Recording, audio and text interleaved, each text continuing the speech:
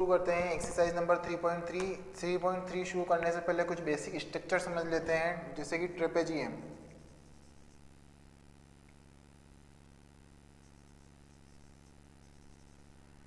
Trapezium किसको बोलते हैं? ट्रेपेजियम उसको बोलते हैं जिसकी दो साइड्स, अपोजिट साइड्स जो होती है वो क्या होती है, पैरेलल होती है। जैसे आपके पास में यहाँ पे ये है, ये वाली साइड्स और ये वाली साइड्स आपके पास में क्या है, पैरेलल है। तो पैरेलल साइड्स किसको बोलते हैं? वो साइड्स जो आपस में कभी भी एक दूसरे को क्रॉस नहीं करेगी। ये अगर यहाँ है और एक साइड ये है आपके पास में, ये दोनों लाइंस जा रही है, ये कितनी भी दूरी तक चली जाए ये आपस में कभी भी एक दूसरे को क्रॉस नहीं करेगी। वरना इसका मतलब ये होता है कि ये थोड़ा भी क्रॉस नहीं करेगी। अगर लाइन थोड़ी भी तिरछी होती है तो क्या होता है, एक दूसरे को क्रॉस करके निकल जाती है। लेकिन पैरेलल लाइंस वो लाइंस होती है जो एक दूसरे को कभी भी क्रॉस नहीं करेगी। अब आप ट्रेपेजियम के बारे में समझते हैं। ये आपके पास में एक स्ट्रक्चर हो गया, ये दोनों लाइंस क्या है आपके पास में, पैरेलल है, तो ये एक ट्रेपेजियम है। इसी तरह आपके पास में यहाँ पे ये है, ये भी एक ट्रेपेजियम, इसमें ये वाली लाइन और ये वाली लाइन क्या है आपके पास में, पैरेलल है। इसी तरह आपके पास में यहाँ देखना हो तो ये इस तरह देख सकते हैं, ये वाली लाइंस और ये वाली लाइंस क्या है आपके पास में, पैरेलल है, ये वाली लाइन और ये वाली लाइन। इसी तरह आपके पास में ये तीन स्ट्रक्चर हो गई है ट्रेपेजियम की। अब बात करते हैं हम लोग काइट की। काइट कैसा होता है? काइट बिल्कुल आपने जो पतंग देखा है काइट वो वैसा ही होता है, same to same as it is, जिसमें 4 साइड्स होती है। ये सारे कोऑर्डिनेटर्स के पार्ट है। ट्रेपेजियम भी कोऑर्डिनेटर्स का पार्ट है, और काइट भी क्या है, कोऑर्डिनेटर्स का पार्ट है। इसमें क्या होता है आपके पास में, दो ऊपर वाली साइड्स जो होती है वो इक्वल होती है और दो नीचे वाली साइड्स जो होती है ये इक्वल होती है। ये काइट्स बोलते हैं इसको, ये ऊपर वाली साइड्स इक्वल होती है।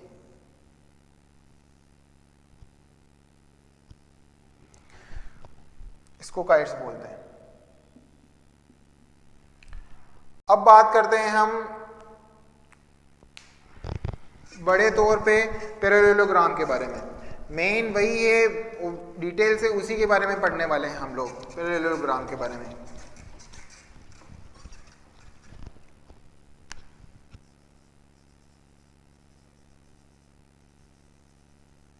पैरेललोग्राम, पैरेललोग्राम किसको बोलते हैं हम लोग, जिसकी ये इसको पैरेललोग्राम बोलते हैं। पैरेललोग्राम के क्या क्या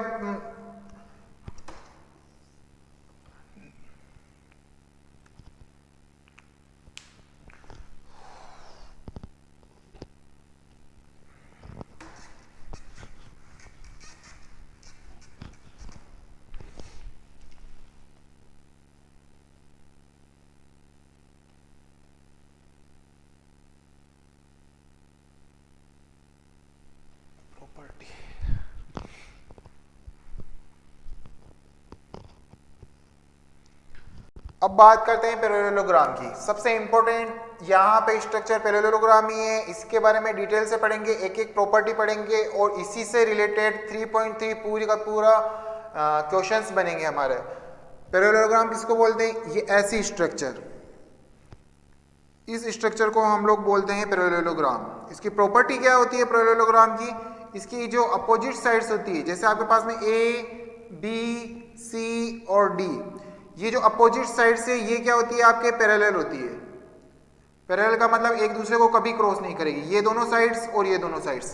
तो फर्स्ट वाली प्रॉपर्टी क्या हुई आपके पास में, ए बी पैरेलल होती है किसके, डी सी के, डी सी के। और उसके बाद में एक और होती है आपके पास में, ये भी जो साइड से ये भी क्या है, पैरेलल है, तो ए डी पैरेलल होती है आपके पास में बी सी के।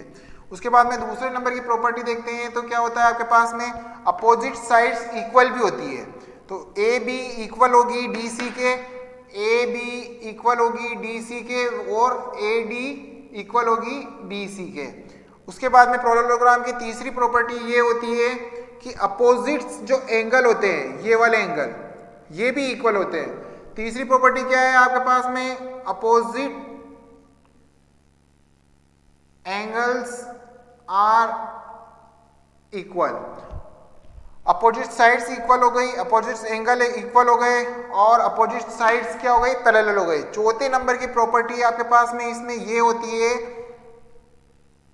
कि दो एडजस्टेड एंगल है। एडजस्टेड एंगल किसको बोलते हैं हम लोग? जो एंगल है उसके पास वाला एंगल, चाहे ये ले लो चाहे ये वाला ले लो। जैसे आपके पास में बात करते हैं डी वाले एंगल की, ये वाले एंगल की बात कर रहे हैं तो ये इसका एडजस्टेड एंगल है और ये वाला भी इसका एडजस्टेड एंगल। तो दो एडजस्टेड एंगल जो होते हैं आपके पास में वो सप्लीमेंट्री होते हैं। मतलब ये होगा आपके पास में कि दो एडजस्टेड एंगल, जैसे कि मान लो ए डी एंगल और सी एंगल, ये क्या होगा आपके पास में सप्लीमेंट्री का मतलब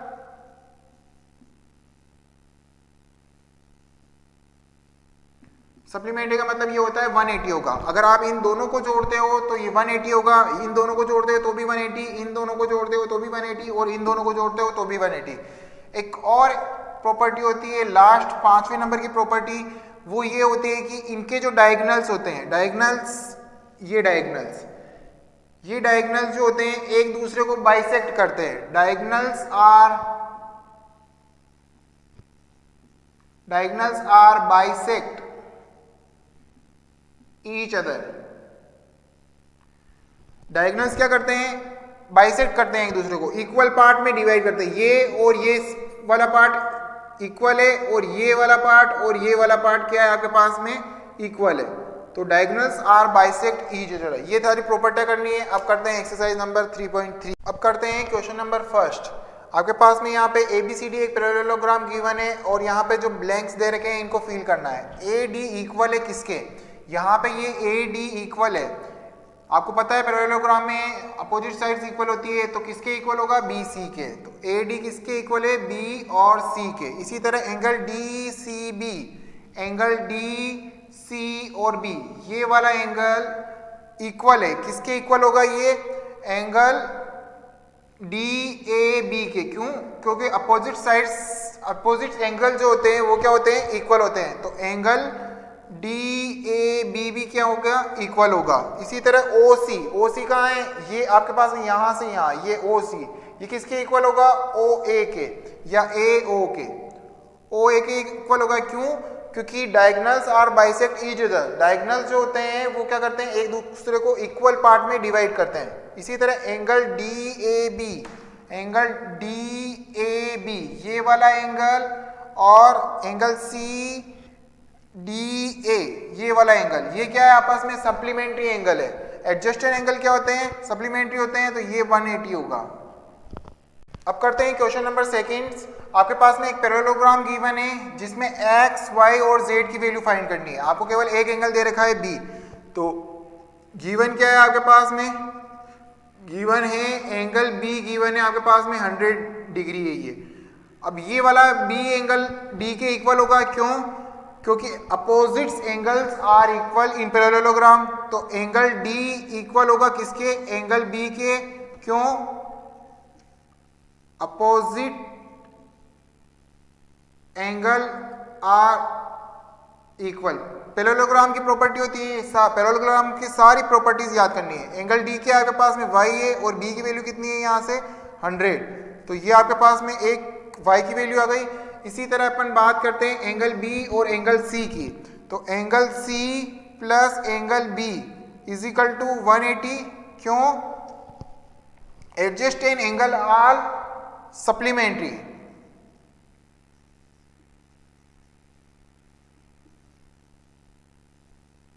angle R is equal to 180 या फिर सप्लीमेंट्री, आप चाहे जो लिख सकते हैं। तो एंगल C निकालना है, मैं एंगल B की वैल्यू यहां से पुट कर सकते हैं। 100 है आपके पास में, यहाँ पे 180 है।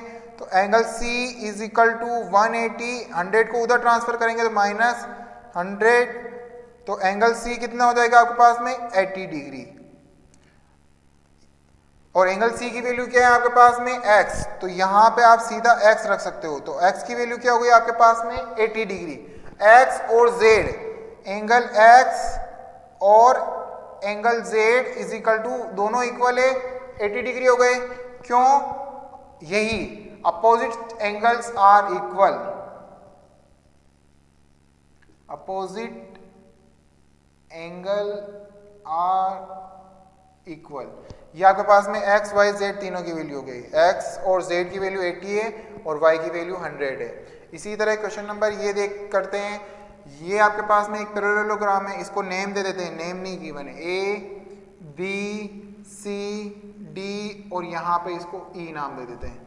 अब क्या है आपके पास में, ये वाला एंगल और ये वाला एंगल दोनों क्या है आपके पास में, सप्लीमेंट्री है। एडजस्टेड एंगल है तो एडजस्टेड एंगल 180 होता है, तो angle D angle C plus angle D is equal to क्या हो जाएगा आपके पास में 180, क्यों, सप्लीमेंट्री एंगल, एडजस्टेड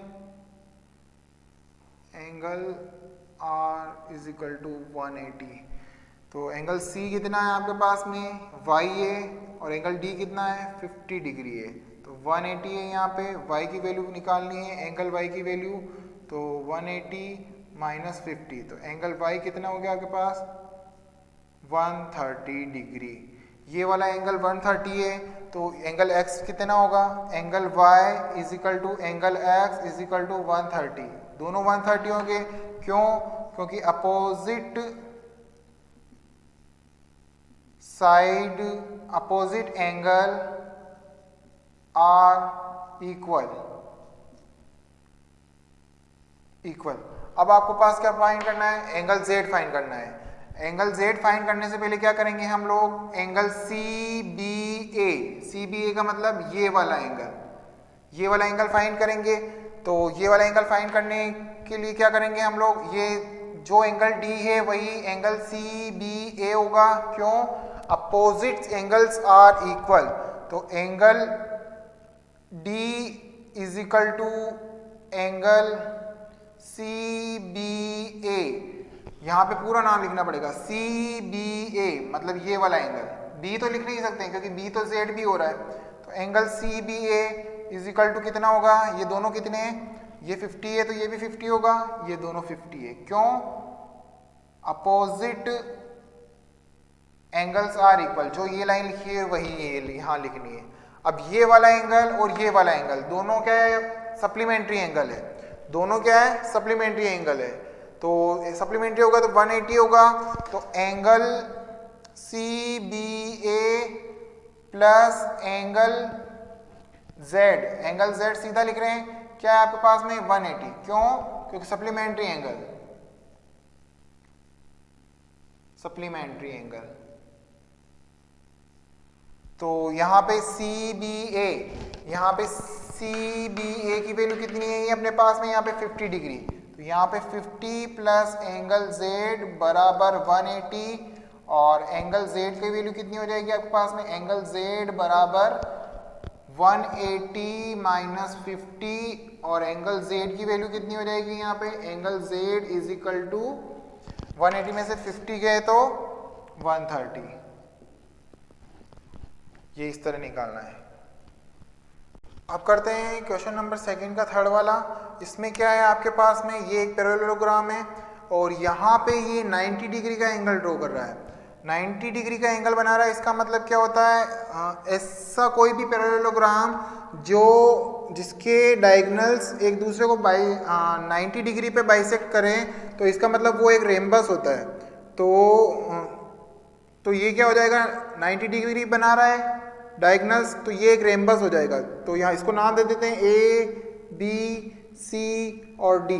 तो ए बी सी डी क्या हो गया आपके पास में, A B C D is a rhombus. Rhombus की क्या प्रॉपर्टी होती है आपके पास में, कि सारे साइड्स जो होते हैं वो इक्वल होते हैं।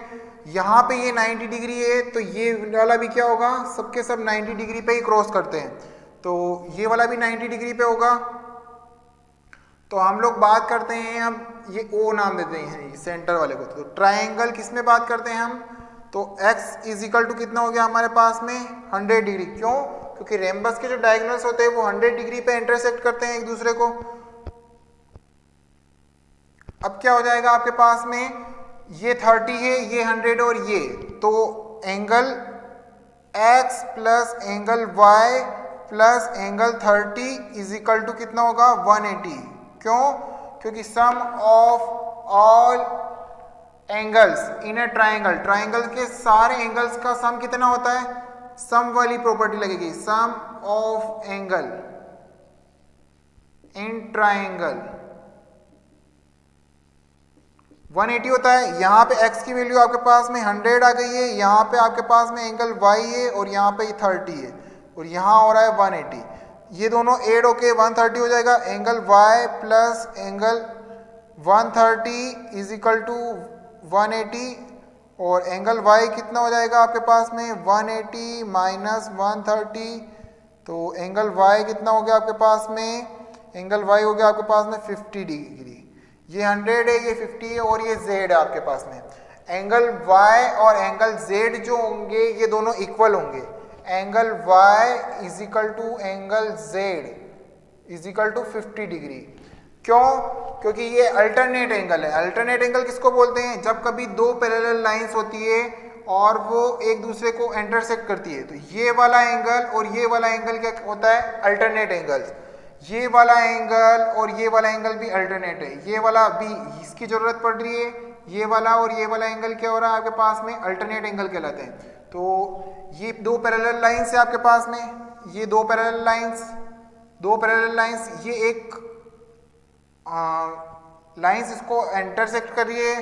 इंटरसेक्ट करने पर क्या हो रहा है? ये वाला एंगल और ये वाला अल्टरनेट एंगल कहलाएगा, इसलिए ये इक्वल हो गया। अब इसी तरह बात करते हैं क्वेश्चन नंबर 4 के अंदर। एंगल इसको भी नाम दे देते हैं ए, बी, सी और डी। एंगल बी बराबर एंगल डी होगा। क्यों? एंगल डी बराबर एंगल बी होगा। Why? Opposites angle are equal. Opposite angle are equal. Parallelogram की ये प्रॉपर्टी होती है कि अपोजिट एंगल्स जो होते हैं वो इक्वल होते हैं। तो एंगल डी कितना है आपके पास में? y और b कितना है आपके पास में? 80। तो ये दोनों इक्वल हो गए। अब एंगल b जो होगा वही एंगल z होगा। एंगल b एंगल z बराबर angle b। y? Alternate angle. अभी मैंने समझाया था यहाँ पे कि यहाँ दो जो लाइंस होती है उनको जो इंटरसेक्ट करने वाली लाइन होती है, ये वाले एंगल्स और ये वाले एंगल्स अल्टरनेट कहलाते हैं। एक अंदर का और एक बाहर का, ये भी अल्टरनेट एंगल कहलाता है। ये वाला एंगल और ये वाला, तो ये क्या हो जाएगा? Alternate angle. दो पैरेलल लाइंस हो गई, ये एंगल और ये एंगल अल्टरनेट एंगल कहलाते हैं। और अल्टरनेट एंगल्स क्या होते हैं? इक्वल होते हैं। तो ये z की वैल्यू भी कितनी हो जाएगी आपके पास में? 80 डिग्री। तो ये वाला एंगल 80, ये 80 और ये भी 80, ये वाला एंगल बच रहा है आपके पास। तो एंगल B और angle A, angle B plus angle A is equal to 180। क्यों? अल्टरनेट्स एंगल आर सप्लीमेंट्री और equal. Alternate angles are is equal to 180 degree. ये दोनों एंगल अल्टरनेट एंगल है तो ये दोनों इक्वल होंगे। तो एंगल बी कितना है आपके पास में? 80। तो एंगल ए कितना होगा आपके पास में? इसको इधर ट्रांसफर कर देंगे, 180 माइनस 80। एंगल ए कितना है आपके पास में? एंगल ए की वैल्यू x है आपके पास में, तो यहाँ पे हो जाएगा 100 डिग्री। x की वैल्यू 100 है, y की वैल्यू 80 है और z की वैल्यू भी 80 है। इसी तरह क्वेश्चन नंबर 5 देखते हैं हम लोग। ये एक पैरेललोग्राम है हमारे पास में। पैरेललोग्राम्स में ये वाला एंगल और ये वाला एंगल अल्टरनेट एंगल है, ये इक्वल होंगे आपके पास में। और उससे पहले हमें ये वाला फाइंड करना होगा, तो नाम दे देते हैं ए, बी, सी और डी है। तो एंगल बी एंगल डी बराबर होगा एंगल बी के। ये वाला एंगल बी और ये डी दोनों बराबर होंगे। क्यों? Opposite angle are equal. ये लाइंस आपको सब में लिखनी है।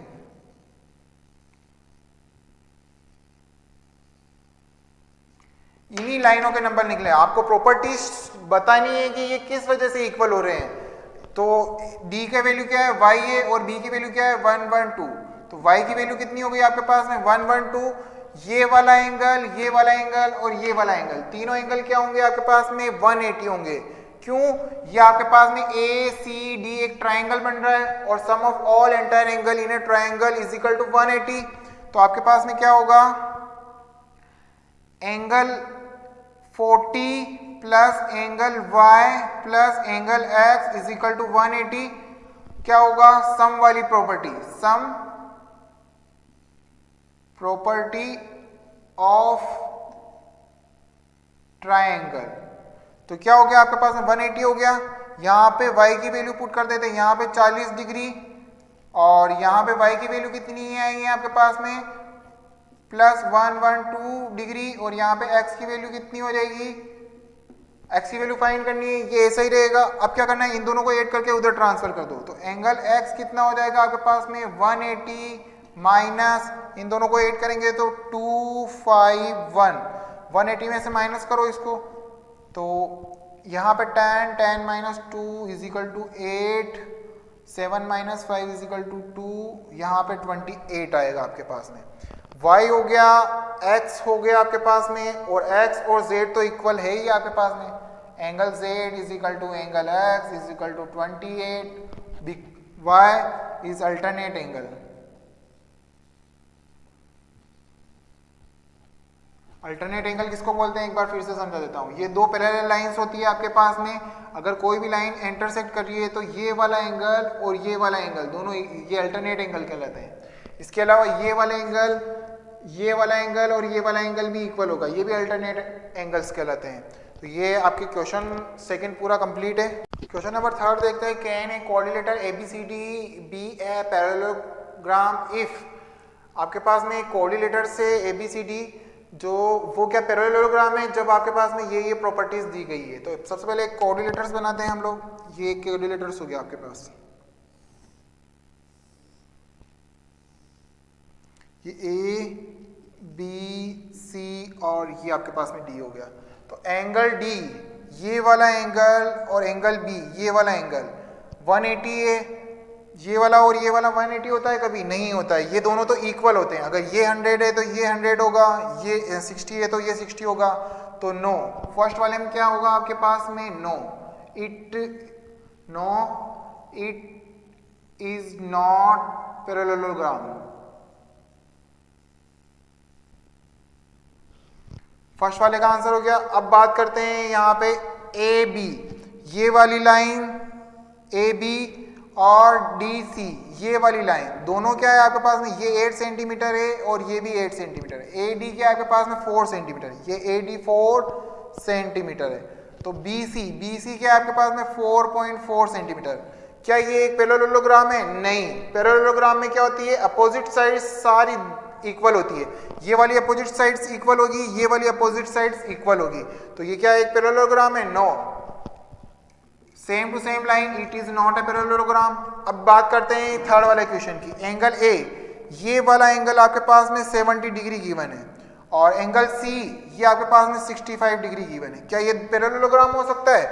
जबकि अपोजिट्स एंगल इक्वल होते हैं पैरेललोग्राम्स के अंदर। तो no, it is not a parallelogram because of opposites angles are equal in a parallelograms. और इसमें लिख सकते हैं यहाँ पर, no it is not a parallelogram because opposite sides are equal but AB and BC is not equal, और angle D और angle B इसके अंदर लिख सकते हैं, no it is not a parallelogram because of opposite angles are equal not 180। अब करते हैं question number 4। Draw a rough figure of a coordinator that is not a parallelogram but has exactly two opposite angles of equal measure. आपको एक coordinator बनाना है। Coordinator का मतलब जिसके 4 sides हो। That is not a parallelogram, but वह parallelogram नहीं होना चाहिए। But has exactly two opposite angles are equal, but उसके जो 2 अपोजिट एंगल्स है वो इक्वल होने चाहिए। ऐसा किसमें हो सकता है आपके पास में? ये वाला डायग्राम नहीं ड्रॉ करना है, ये केवल बताया मैंने कोऑर्डिनेटर जिसके 4 साइड्स होते हैं। इसमें भी 4 साइड ही होंगे, लेकिन इसमें अपोजिट एंगल्स जो होते हैं वो इक्वल बनाने हैं। कोई भी एक पेयर ले सकते हो आप। तो ये वाला एंगल और ये वाला एंगल इक्वल हो सकता है, ABCD ये आपके पास में हो गया। और ये किसके अंदर होगा? काइट के अंदर। काइट के अंदर क्या हो सकता है? ये अपोजिट्स एंगल जो होते हैं वो इक्वल हो सकते हैं, और ये एक पैरेललोग्राम नहीं है। अब करते हैं question number 5। The measure of two adjacent angle of a parallelograms are in the ratio 3:2।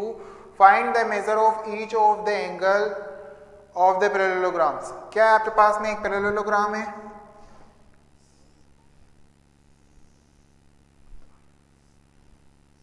ये आपके पास में एक पैरेललोग्राम्स है। इसमें क्या है, आपके पास में दो एडजेसेंट एंगल जो है आपके पास में वो गिवन है, उनका रेशियो गिवन है। तो मान लो इसका रेशियो, जिसको रेशियो से अलग लिखते हैं तो 3x लिख सकते हैं, और इसको क्या लिख सकते हैं 2x। ये आपके पास में ABCD एक पैरेललोग्राम हो गया। तो यहां सबसे पहले लिख लेते हैं ABCD इज ए पैरेललोग्राम।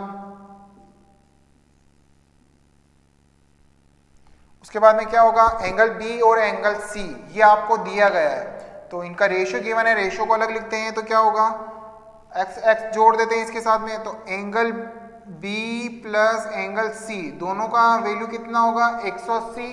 क्यों, एडजेसेंट एंगल आर 180।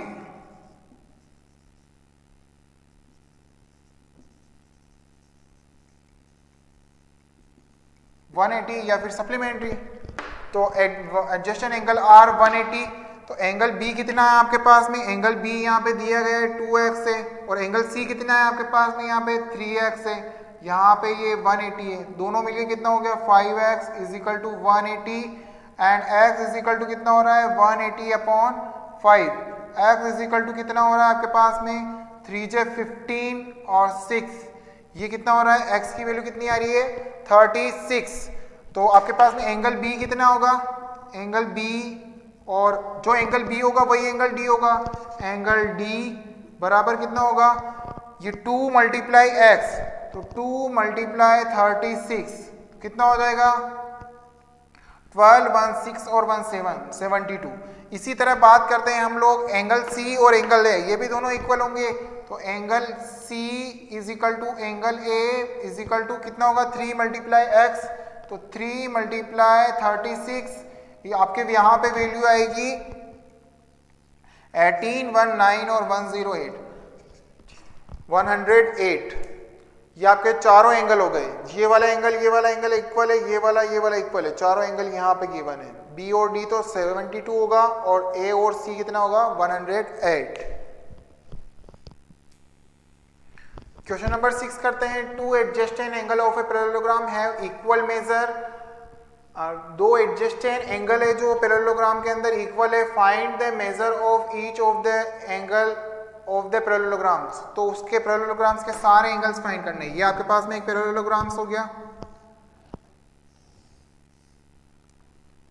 इस पैरेललोग्राम A, B, C और D, to adjacent angle of a parallelogram have equal major. तो ये वाला एंगल और ये वाला एंगल दोनों इक्वल है। तो मान लो ये x है तो ये भी x होगा। तो find the measure of each of the angles. तो सब एंगल्स निकालना है आपको, ईच एंगल्स निकालने हैं। तो ABCD क्या है आपके पास में, ABCD इज पैरेललोग्राम। आपके पास में एंगल B और angle C, angle B is equal to angle C माना कि x है। लेट्स इमेजिन एंगल B और angle C is equal to x। तो आपके पास में एंगल B और एंगल C, इन दोनों को ऐड करेंगे कितना आएगा, angle B plus angle C is equal to 180। Adjacent angle is 180।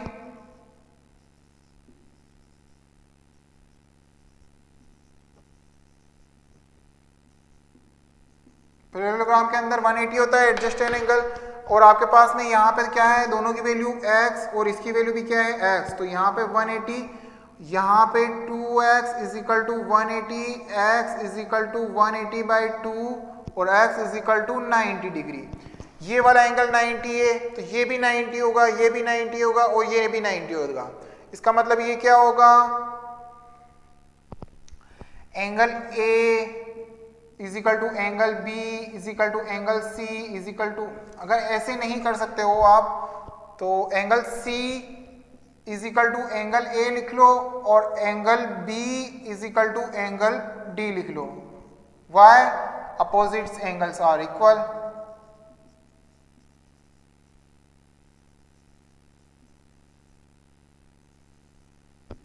और सबकी वैल्यू कितनी आ रही है आपके पास में, सबकी वैल्यू है 90 डिग्री। और ये किसके अंदर होता है, रेक्टेंगल के अंदर होता है। ये वाली साइड और ये वाली साइड इक्वल होती है, ये वाली साइड इक्वल होती है, ये 90 होता है, ये 90, ये 90 और ये 90।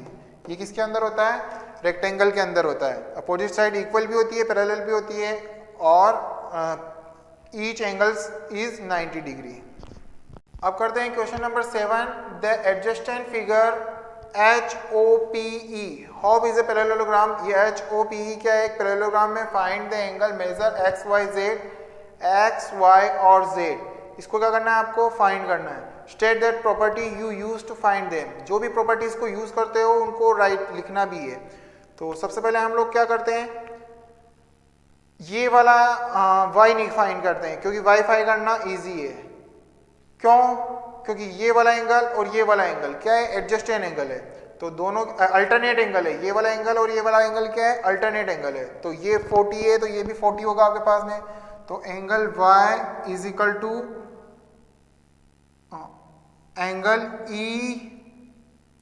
EHP।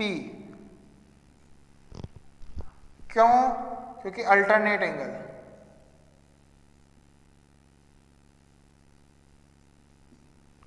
उसके बाद में क्या होगा, एंगल y कितना हो गया आपके पास में, angle y is equal to कितना हो गया, 40 डिग्री। ये y आपके पास में 40 डिग्री हो गया। अब आपके पास में क्या कर सकते हो, ये z फाइंड करते हैं। ये पूरा एंगल और ये वाला एंगल, ये भी अल्टरनेट एंगल है। तो आपके पास में 40 plus angle z is equal to कितना हो गया, 70 डिग्री हो गया। ये वाला और ये वाला भी अल्टरनेट एंगल है। तो क्यों अल्टरनेट एंगल,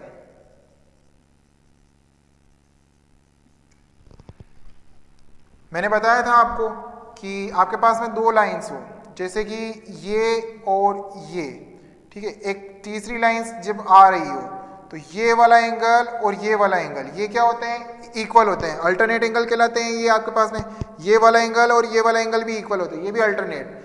ये जो पहले वाली प्रॉपर्टी लगी वो यही वाली लगी, ये वाला एंगल और ये वाला एंगल इक्वल है, और अभी ये वाली और ये वाला एंगल इक्वल कहला रहा है। अब क्या करते हैं, यहाँ पे एंगल z कितना हो जाएगा आपके पास में, 70 minus 40, angle z is equal to 30 degree. अब बात करते हैं एंगल x की। एंगल y आपके पास में 40 हो गया, एंगल z, अगर एंगल z आपके पास में 30 डिग्री है तो ये वाला एंगल कितना होगा, एंगल EPH, एंगल EPH बराबर होगा, एंगल EPH बराबर होगा किसके, z के, एंगल z के बराबर 30 डिग्री। क्यों, अल्टरनेट एंगल।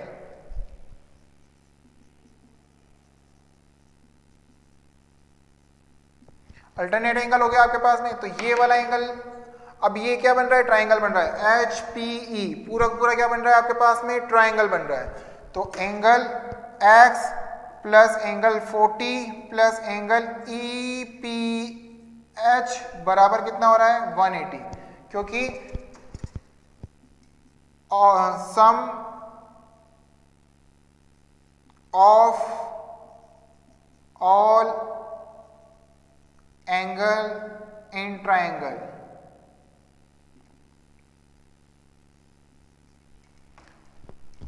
कितना होगा, 180। EPH की वैल्यू 30 है, angle x plus 40 plus 30 is equal to 180। सीधा उसको एडिशन कर लेते, 70 और उधर ट्रांसफर कर रहा हूं। Angle x is equal to 180 minus 70, angle x is equal to 110। ये आपके पास में x, y और z तीनों की वैल्यू आ गई है।